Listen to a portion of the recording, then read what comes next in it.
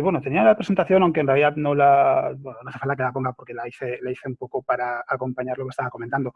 Sí, básicamente, bueno, para quien no me conozca, sí, principalmente a lo que me dedico es a hablar de astronomía en Twitter y es algo que descoloca mucho porque es un poco el lugar sorprendente, ¿no? Cómo se puede hablar de astronomía en Twitter cuando es la tierra de los memes, de los trolls, de cosas que parece que tienen un poco que ver con un entorno, en principio, más serio como es el de ya no de la astronomía, sino de la ciencia en general. Pero la respuesta es que al final es un reflejo de parte de la sociedad de hoy en día, ¿no? Las redes sociales es verdad que son principalmente terreno de gente joven, no tanto como podría parecer, porque en el caso de Twitter, lo comentaré ahora, la mayor parte del público está entre 35 y 65 años, pero es verdad que las redes sociales siempre se han asociado tradicionalmente a gente más joven y son un reflejo de la sociedad en la que vivimos, en el sentido de que hoy en día vivimos tan rápido que parece que no tenemos tiempo para nada. Cuánta gente se pasa 3 horas por la tarde, por ejemplo, leyendo un libro, ¿no? Me parece que eso es de hace 20 años.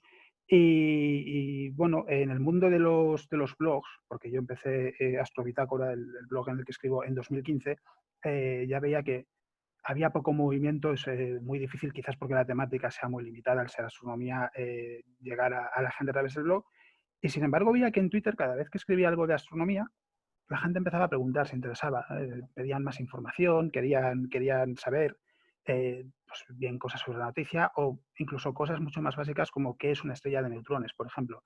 Entonces, allá por 2016 ya empecé a hacer algún hilo de forma ocasional, no fue ni mucho menos algo tan planificado como en 2017, y vi que tenían buena acogida. Y al final, lo que me quedó claro es que, por un lado, los que tengáis experiencia en Twitter lo sabéis, es una plataforma muy dinámica. Es decir, tan pronto estás leyendo una noticia de economía, como estás viendo un chiste, como estás viendo una noticia de actualidad que acaba de suceder en los últimos 5 minutos. Y normalmente cuando oímos hablar de una noticia, cuando nos dicen, ha pasado algo en Marsella, por ejemplo, ¿a dónde vamos? Vamos a Twitter, ya no vamos a los medios como hace 15 años. Entonces, eso ofrece una oportunidad de dirigirse a un público muy amplio y eso es algo que a mí siempre me ha parecido interesante porque hay una frase de Carl Sagan que se me quedó grabada en la cabeza cuando era crío, que es que vivimos en una sociedad en la que la curiosidad que tenemos cuando somos niños nos es arrancada a golpes, ¿no? Por la sociedad en la que vivimos, ¿no? La curiosidad, no hay sitio para la curiosidad, hace falta que haya sitio para otras cosas y no para la curiosidad.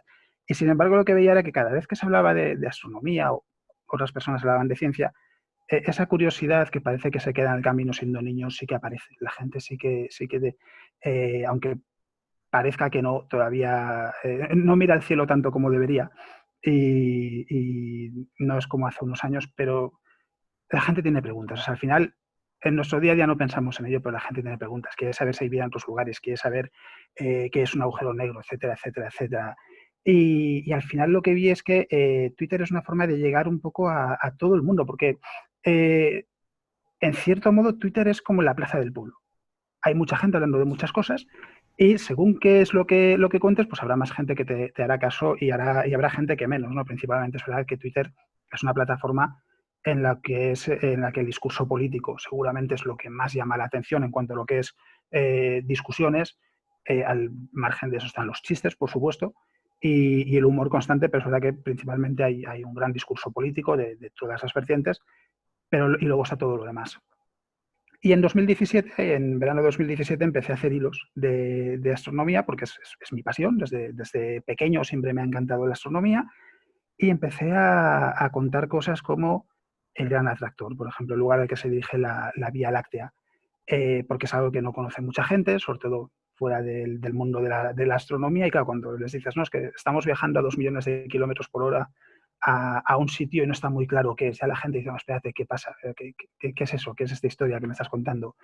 Y sirve sobre todo para quitar miedo. Sobre todo para quitar miedo, porque mucha gente tiene la sensación, quizás a través del sistema educativo, de que la ciencia en general, aquí no hablo solo de la astronomía, es un mundo muy complejo, ¿no? Es un mundo de frikis. Hace falta ser especial de alguna forma para poder entender la ciencia, para poder entender sea astronomía, física, biología, lo que sea.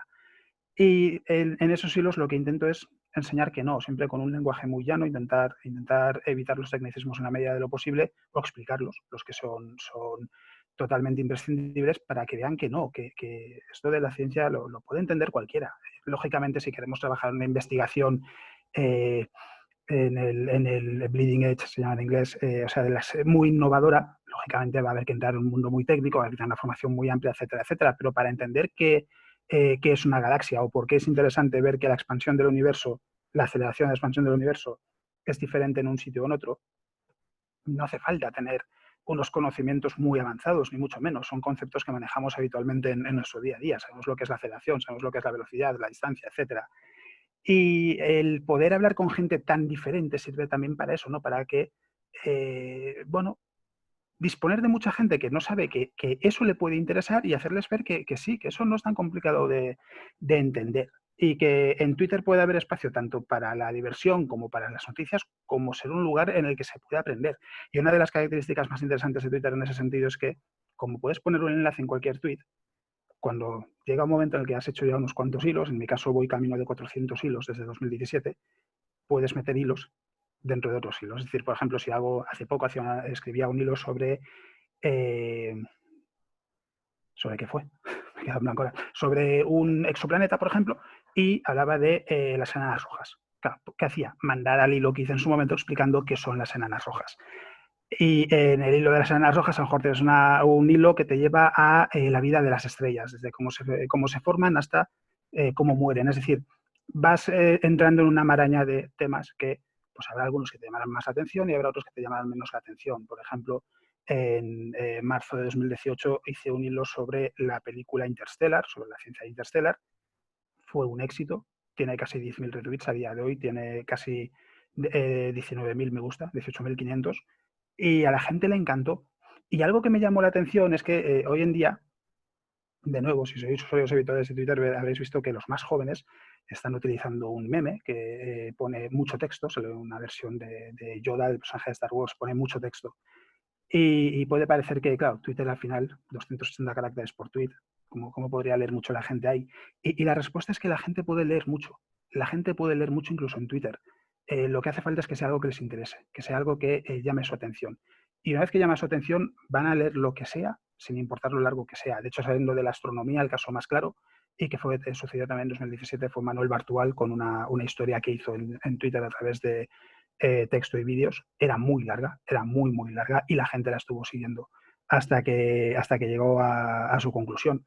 Y en el caso de este hilo de Interstellar, estamos hablando de un hilo que en total tiene casi 3.000 palabras. Tiene casi 3.000 palabras. Claro, si eso fuese un artículo de blog, es principalmente texto, alguna imagen aquí y allí, porque en un blog tampoco puedes poner muchas imágenes, y la gente diría, esto no me lo leo porque es muy denso. Pero el formato de Twitter lo que te permite es, por un lado, ir a tu ritmo, porque puedes empezar a leer en el metro, por ejemplo, te acuerdas en qué tweet lo has dejado o guardas el tweet, y cuando vas en el viaje de vuelta a tu casa, por ejemplo, después del trabajo, puedes seguir leyendo ese hilo si quieres. Puedes leer lo que te dé la gana. Es decir, si quieres leer el hilo entero, puedes leer el hilo entero. Si quieres leerlo de 10 en 10 tweets, puedes. Tiene la ventaja de que, a pesar de que en realidad es como un blog, en el sentido, o sea, nada te impide leer un blog y dejar de leer el artículo en un momento dado y volver a él después, como a Twitter volvemos constantemente, no hace falta hacer un esfuerzo activo para decir, tengo que volver a Twitter. Al final miramos todos Twitter varias veces al día. Te acuerdas de que estabas haciendo algo y lo sigues haciendo, y la gente se pierde en ese mundo con bastante facilidad. Y he visto gratamente como había gente que me decía, ¿no? Dice, bueno, es que he empezado a leer este hilo de agujeros negros, por ejemplo, y he terminado leyendo un hilo de, yo qué sé, la biografía de Max Planck. Y decían, y lo peor de todo es que me ha gustado todo, es que lo he entendido todo. Y eso hace, para mí, sirve para demostrar que en realidad Twitter y otras redes sociales, esto es aplicable también a otras redes sociales, por un lado, son una buena plataforma de divulgación. Antes hablaba Javier de Cosmos en 1980, ¿no? Creo que todos la conocemos. Carl Sagan hizo algo espectacular en el sentido de que lo que hizo fue precisamente algo que humildemente y salvando las distancias, lógicamente, intento ver si es posible hacer en Twitter, que fue, él consiguió llegar a millones de personas y hacerles ver que aquello que parecía de tipos encerrados en bibliotecas y laboratorios y que era muy complejo, era mucho más sencillo, era un lenguaje que todo el mundo podía entender y sobre todo porque lo que hacía él también en Cosmos era hablar con la gente de tú a tú. Es decir, la forma que tenía él de comunicar era de hacer sentir a la gente que lo veía, por lo menos yo lo Alex, sentía 2 así, minutillos, Alex. ¿vale? Que aquello era algo que era descifrable, que no era un misterio. Y bueno, intento seguir esos pasos en el sentido de hablar de cosas siempre de temática bastante general, a menos que haya noticias interesantes como el estudio de las ondas gravitacionales, cómo sirven las ondas gravitacionales, que es mucho más específico, y que sirva de puerta de entrada al mundo de la astronomía para la gente que no conoce el mundo de la astronomía y para quien lo visita ocasionalmente, pues para que sirva de entrada también a contenido mucho más especializado, como puede ser, por ejemplo, en Twitter está Francis Villatoro. Escribe contenido muy especializado de física, que claro, a la gente que le interesa la física, si quiere especializarse más, si quiere familiarizarse más con un mundo que puede ser muy complejo, pues tenga una base, ¿no? Tenga una base de haber picado esa curiosidad, de haberle llamado la atención y que haga que se interese y que quiera aprender más. Y en Twitter, desde el punto de vista de la astronomía, se puede hablar de todo. Yo he escrito las biografías de Carl Sagan, he escrito sobre agujeros negros, sobre estrellas de neutrones, nebulosas, galaxias, noticias de posibles planetas en zonas habitables que bueno, podrían tener las características para ser habitables, etcétera, etcétera. La ciencia de Interstellar, de otras películas, series, es decir, hay público para todo. Hay tanta gente en Twitter, a día de hoy tiene más de 300 millones de usuarios activos mensualmente, que hay público para todo.